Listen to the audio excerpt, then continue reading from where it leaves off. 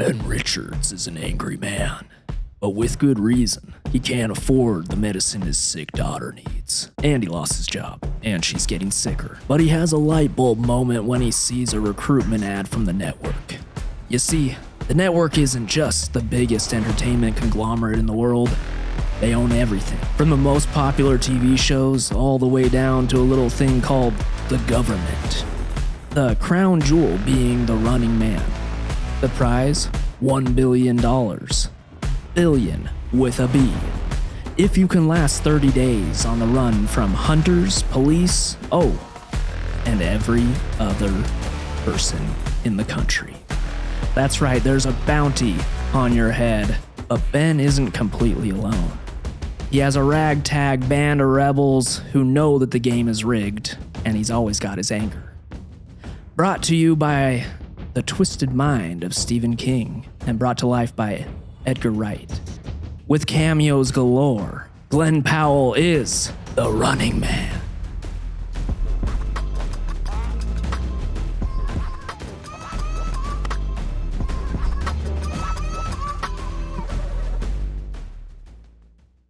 Welcome to the Burnt or Buttered podcast, where we discuss movies after we see them every week. My name is Stetson. And I'm Toast. And this week we are talking about The Running Man. And whoa. What a doozy. What a snoozer. So a little backstory. We saw this movie at 10 p.m. Late night showing. And was it the best choice? Probably not. I'd say, no, not at all. The trailers for this make it seem very, very fun. And just so you know, we're in our 30s. So a movie that starts at 10 p.m., we're falling asleep. Yeah. There was a little bit of sleeping that happened in this movie. Is that going to influence my thoughts? I don't think so. Absolutely, yes. I don't think so. Because I saw enough to know that I've seen too much. They only show Glen Powell's butt like once, right? I must have been sleeping through that part.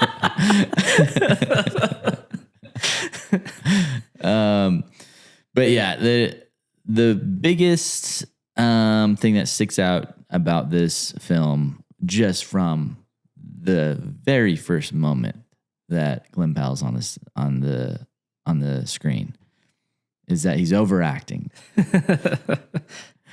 And is that just Glen Powell acting? Looking back at his other performances, did we just highlight what sort of actor Glen Powell is? I think he's still trying to figure out what kind of actor he is. He was good in Top Gun. Yeah, but Iceman is supposed to be overacted. He did fine, I thought. This is me retrospectively, like looking back at his performance. Yeah. After this movie, it was like, was he always this bad? So I actually, for the role of the Running Man, I don't think that it was a bad choice to overact. I did not like it. I feel personally like there were two highlights for me in the acting of this movie, maybe three, were Glen Powell and Michael Cera. My big thing is that the script sucked, in my opinion. The script was not great. And so, like, you're magnifying acting on a bad script. It's just a recipe for me to snooze. Yeah. Yeah. And it's disappointing on a number of different levels. I really liked the original Arnold movie. Mm-hmm. And I recently read the book just in preparation for this.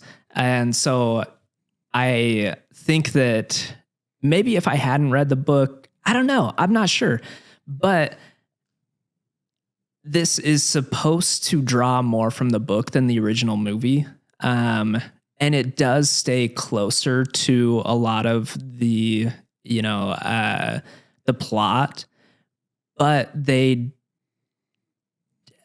leave out a lot of like the important things, like the ending in this. I guess let's start at the ending, because the ending in this movie feels so hollow. Like they also have basically like 3 endings that they show us, they start doing the ending where the plane gets shot out of the air and then they're like, whoop, whoop, whoop. Or is that really what happened? He still lives. And then they have to go through the whole thing of showing us like, oh yeah. And then he goes onto the TV show and he gets Killian and, I have notes. I have notes on that. If you want to just go back to the Arnold movie, do that. That was a fun ending. You haven't seen it. Here's how it ends. He gets, okay.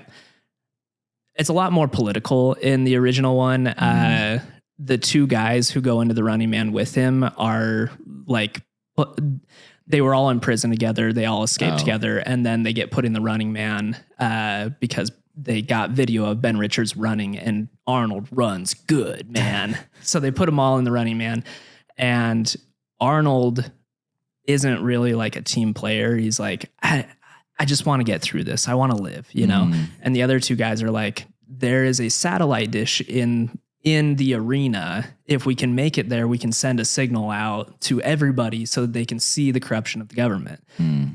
Arnold ends up doing that. And then he goes back, and instead of just straight out killing Killian, he puts him in this like rocket sled, which is how you enter the arena in Running Man.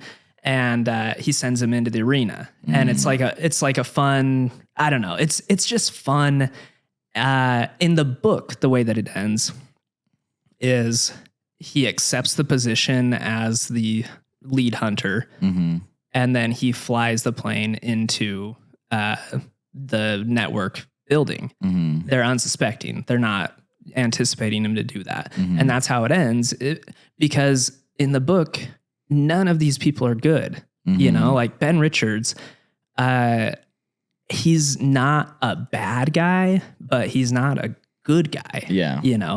And so they don't like deserve a win at the end, but by doing that, he kind of sets in motion this whole rebellion to overthrow the government. And then in this one, it's like he becomes like a symbol. But like they don't even, I don't know, like it didn't feel like they had really built the like the working class support of Ben Richards, which they do in the original movie and they do in the book a lot more. It just felt weird. Yeah, there was too much that felt too weird. Like I feel like they couldn't pick the universe either. It was like futuristic, but then not futuristic. But I don't know. It felt like there was just too many ideas that didn't really cohesively come together that made it feel like this was a real place. This was like something that would realistically happen in some sort of universe. You know what I mean? Like you have fantasy universes or futuristic universes that feel cohesive, that feel well made. Yeah. This one did not to me. I agree. It didn't feel that great. The world building didn't really exist that much. No, there wasn't much personality, or there's too much personality and then not enough personality. I don't know. It felt unfinished. Yeah. Yeah. Like it felt there's too many ideas. Mm-hmm. Yeah. Yeah. I would agree. I wrote down ending lame. Yeah. It didn't feel satisfying at all. Like, when the movie ended and everyone's standing up from the movie, I feel like there's there's a feeling of consensus, you know, of everyone that's experiencing that movie. And I feel like everybody was just tired of the movie. You know, like nobody was celebrating. Like no one was like, oh, like looking at each other, like kind of hyped up. No one was somber. You know, like you have movies where you don't even want to speak for, 15 minutes or something because it's just, you're soaking it in of what just happened. Yeah. Sisu. Yeah. It's just like, there's kind of a consensus in the movie theater. And this one definitely felt like it was a bomb. Yeah. Which is, again, it's so disappointing because I was excited for this and there were some good action sequences. Like the whole thing in Michael Cera's house, that was a fun sequence, you know? Not really in the book, but it was a fun sequence. And I don't care that it's loyal to the book, you know, like if you're going to be loyal to the book, then have the courage to end it the same way that the book ends, you know? Don't be like, oh, actually everything's happy and woo. Yeah. And like everything that he was trying to do is going to be accomplished. Yeah. You know, it would have felt better if he would have just died, because then he dies for a purpose. And like, that's the whole point of the movie, is that he's willing to die for his daughter, for, her to get better. Yeah. So yeah, it probably would have saved it a little bit if it would have just ended there and we would have saw the results of like that sacrifice. But yeah, I was excited for it because, I like Glen Powell in Top Gun. I thought he did great. And I know he's been in a couple other rom-coms that have done well. And then that one where he's like wearing all the prosthetics to be a football player. I can't remember what it's called. Oh. I heard that's pretty good. But I haven't seen, I can't remember what that movie is. It's a show, I think. Oh, okay. Yeah. Yeah, so I was excited for this one to see, because, before this, I was like, I think he's really good. Yeah. But this performance, Twisters. Twisters. He was great in Twisters. Yeah. And so, yeah, I was really disappointed when I was like, was he directed? He had to have been directed to act that way. Yeah, I think so. Because it was just too much. I mean, his posture, everything, like his arms literally like don't even like move the entire movie. Like every time he's like walking, he just permanently, his eyebrows are permanently like scrunched together in an angry face.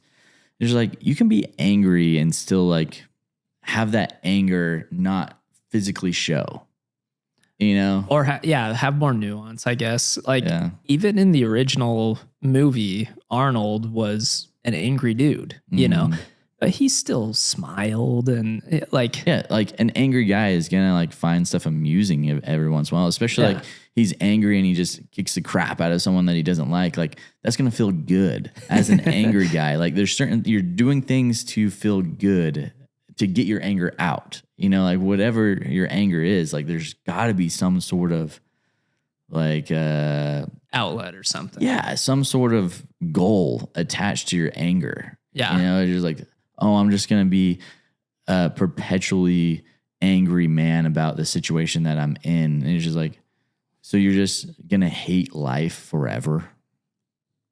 Yeah. And we're going to celebrate this guy as a hero? I don't know. It felt not cohesive to me. And then this is coming from a person that hasn't seen the original, hasn't read the book, doesn't really know anything about the lore of it. Instantly, I was just kind of turned off, like from the first 15 minutes. Yeah, which going back to our other most recent podcast episode, Sisu, the contrast, like seeing these movies back to back, the contrast between Yorma playing Sisu and Glen Powell playing Ben Richards, like they're both angry dudes. Yeah. But one of them just shows it so much easier, Oh, one of them feels like he's productive in his anger. Like it feels like there's something that he's actively doing. Like Ben Richards just feels like he's a pawn in someone else's game. And his anger has no value. You know, where in Sisu, what's the character's name? Corpy. Corpy feels like he is taking his anger and being productive in his anger. Like he's doing something that is giving him something of value, where like with Glen Powell, I guess like maybe it comes from him being ultimately powerless, just being angry. So he has to use other people to get what he wants, which is, you know, helping his daughter. But even like, you don't see the nuance of like the love that he has for his daughter. You know, that's what was kind of frustrating, is like this angry guy is doing this for his purpose, but you never see that the anger shed into the love of his family. You know, like he says that he loves them. He says that he's doing all these things for them, but there's no sign that that's a real emotion that's happening inside this person. Yeah. Because you only get like one scene with his wife and then 2 scenes with the child. Yeah. And the one scene with his wife, he's just arguing with her about like what show he's going to go on. Well, and so there's some interesting stuff there in the book where his wife, basically his last resort is to go on these shows because his wife has this opportunity at the hotel to essentially be a prostitute. Yeah, and it makes that known. They like allude to that. Yeah, that she's gonna become like she has the opportunity to go and take up jobs, you know, that will provide extra money for the family, and right. Ed does not want that to happen, obviously. And in the book, she's already doing that. And he's like, no, you got to stop that. Like, I'll do something. And it's a much more, like, it feels more desperate in the book. They sell you on it a lot more. And probably because you can hear his inner monologue and stuff. But yeah, and it would have made more sense of seeing that desperate aspect of it, because it is desperate. Like, he's angry, but he's being a victim in his own world. Like, just you should feel like you're taking charge.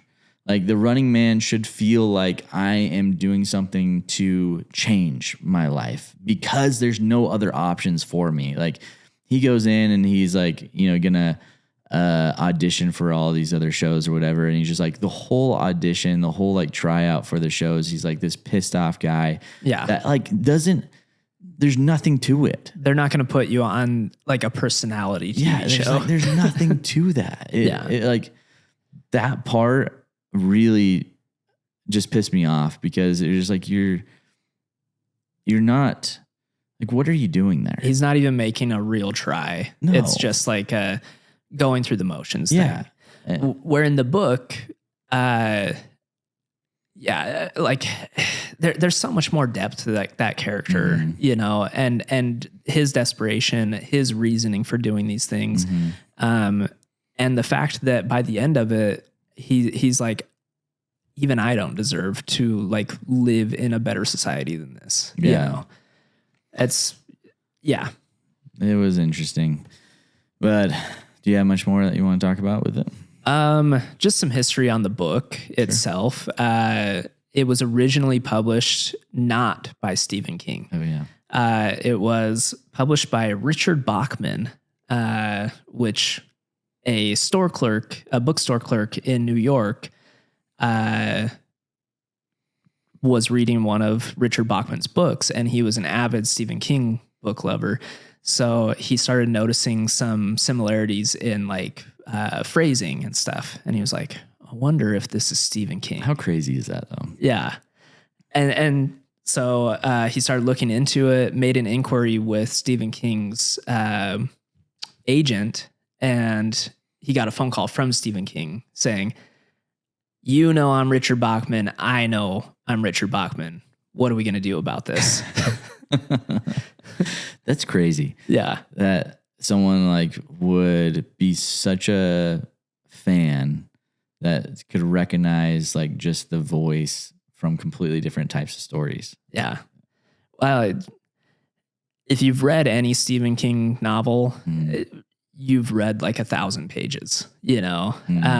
And he has a very particular voice that he writes in where Richard Bachman writes in a different voice, which is why I think that's why he liked doing that. There were a couple of reasons. He liked writing as somebody that was unknown to see if his ideas had legs by themselves or if it was just Stephen King. Yeah. And then the other reason was that he could say things that Stephen King couldn't say.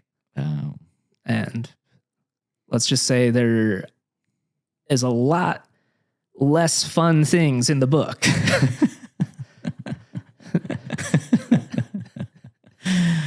Interesting. Yeah.